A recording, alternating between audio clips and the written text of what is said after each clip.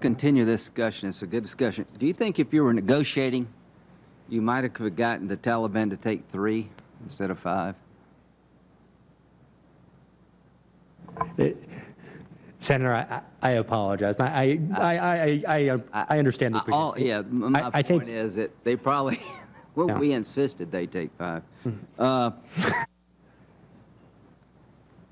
On a scale of 1 to 10, what's the likelihood of these 5 going back to the fight at the end of the 1 year in Qatar, not 3? Senator, I tend to think the Qataris have been a reasonably good partner in some ways. At the end of the year, these people can go anywhere they want to go. I think in some foreseeable amount of time where we still have very important strategic interests in the region, they will be back in the fight. Is that within a year of when they can go back? I think we have strategic interests within the region for far more than a year, so anything even beyond a year I'm still worried about. I couldn't agree with you more. To the ambassadors, we don't have a medal for dealing with Karzai, but we should create one. I don't know where it would fit in the scheme of medals, but to all of you who've had to deal with this problem in Afghanistan all these years, God bless you, and I think each one of you in your own way did a terrific job. What happens, Ambassador Cunningham, if, well, what would be losing in Afghanistan, very briefly? If you and Ambassador Crocker could take a shot at describing in just a little bit of time what losing would be in your mind. In my mind, losing is the collapse or incapacity of the Afghan state and the ability of the Afghans to control security for most of the country, which leads to Afghanistan again becoming a place where people whose interests are hostile to ours return and begin to operate again. That's what affects our interests. There are many other negative implications of that, including for other countries in the region and Pakistan. But that's the main feature of loss. What about you, Ambassador Crocker? I would fully endorse that. Senator, as you know, we've seen this movie before. In the early 1990s up through 9/11, we have enemies that would, I am convinced, like to bring us another 9/11.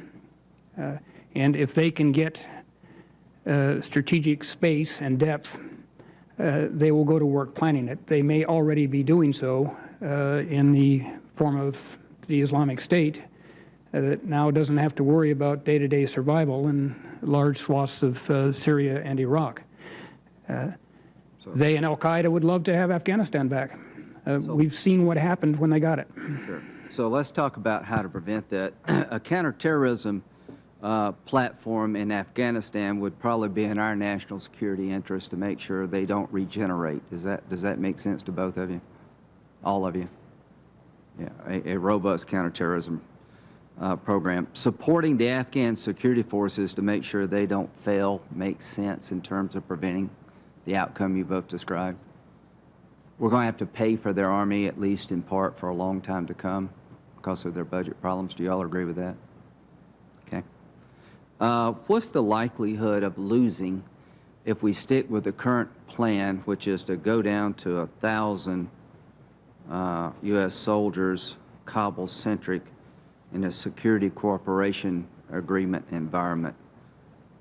What's the likelihood of us losing if we follow that plan versus, say, keeping a force of around 10,000 based on conditions on the ground withdrawal? Could you start from Ambassador Cunningham and go through the whole panel and give me your evaluation? Senator, as I've said, I think the current projected timeline for the withdrawal and for the timeline for withdrawal and the rate of withdrawal is under current circumstances isn't the way to maximize the prospects for success. I don't know at what point mission failure kicks in. But there are two elements, as you said and others have noted, that need to be maintained. And they're related, but they're different and have different functions. One is the train, advise, and assist, which goes to ensuring that the Afghan security forces remain capable of securing the country and the Afghan people.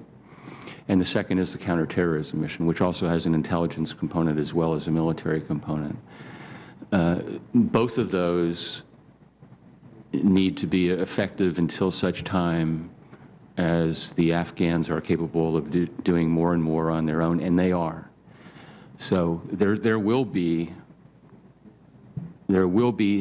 periods when it is safe to further withdraw U.S. support and resources and soldiers. American forces are basically, they're not doing combat operations now in Afghanistan. They haven't for a while. Mostly they are doing counterterrorism and force protection, and the train, advise, and assist, and occasionally helping the Afghans themselves. But it's a question of... But we're doing unilateral counterterrorism operations today. Yes. But the Afghans are also increasingly developing their own capability to do that, and many of their operations are supported by us but conducted by them. Absolutely. So that's the balance that needs to be maintained in a way that provides the effect that needs to be provided. I'm sorry I'm over my time. Do the rest of you generally agree with that statement? Anything you'd like to add? Okay. Thank you all.